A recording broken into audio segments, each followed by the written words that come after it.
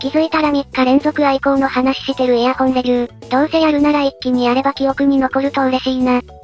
そんなわけで今回も、中国からやってきた、イヤホンの話。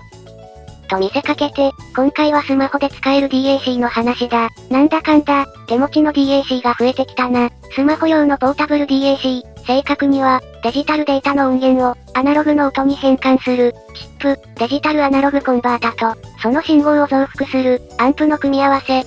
この手の商品のメリットは、スマートフォンで聞くよりも、専用デジタルプレイヤー並みの音質で楽しむことができるようになること。加えて、音回りの回路だけ搭載して、それ以外の部分をスマホから借りるので、コストが安く抑えられること。逆にデメリットとしては、バッテリーがスマホと共用になるので、電池の減りが早いこと。それから、外で使う人の場合、断線リスクが常につきまとうことが問題になる。結構、良い DAC でも、ケーブルがすぐに断線してがっかり、ってパターンは多いみたいだ。また、DAC にイヤホンのケーブルも固定されるので、こちらも当然ながら断線のリスクがある。断線が起きやすい原因の定番は、引っ張られることによる負荷。じゃあ、負荷がかかる前に外れる設計にしちゃえばいいんじゃない？そんなわけで生まれたのが、愛好の ITM1 だ。もちろん、この断線リスク軽減のギミックも気になるんだが、もちろんそれだけの出落ち商品を愛好が作るわけがない。本体は若干大きいが、軽く作られている。本体の側面がうっすらとパープルに光り、起動状態を表示するぞ。搭載されているチップは、ESS9298。これはこの ITM1 が初めて採用するチップで、詳細な情報が出てないんだが、9200番台のモデルはモバイル用途向けなので、これもポタオデ用のモバイルモデルの一つだと思う。実際聞いてみると、ホワイトノイズがなく、音色もきちんと引き立つ。傾向としては、結構音の輪郭が際立つが、鋭さは感じない。先代モデル、ITM3 と比べると、この引き締まりが印象に残る人が多いみたい。付属ケーブルがライトニング、もしくは USB-C から選べる。このほか、PC 用の通常の USB ケーブルが付属するぞ。この USB ケーブルが専用品で、本体側の端子がマグネット構造になってるのが ITM1 の面白いところだ。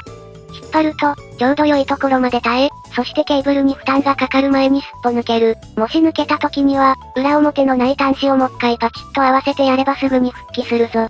それから、PC 用の USB ケーブルが最初から長いのがすごくありがたい。デスクトップ PC につなげるときは、だいたい手元まで延長ケーブルなどを使って伸ばさないといけなかったのが、これで解決するんだよな。他の DAC アンプだと、いかにも無理やりトイペ C から USB-A に変換コネクタを使って変換するので、ぶっちゃけこちらの方が実用的だ。スペックとしても、32ビト 384kHz までの出力に対応。32オームまでのイヤホンを気持ちよく鳴らし、2040kHz までのハイレゾ規格の出力に対応してる。特に外で使う時には断線が問題になりやすいので、そこに気にせずケーブルを取り回せるのは、地味ながら本当に有利だ。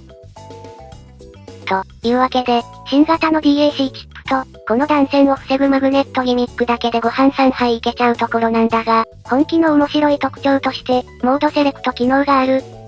操作方法は簡単。真ん中のボタンを長押しするだけ。ミュージック、ゲーム、ムービーモードの順番に切り替わる。特に、ゲームモードは対応ビットレートも変化する。これは、例えば PC 上でゲームをするときに使うモードではなく、任天堂スイッチみたいな、いわゆるゲーム機に対応するための機能。でも、結構音も派手に変わるんだよな。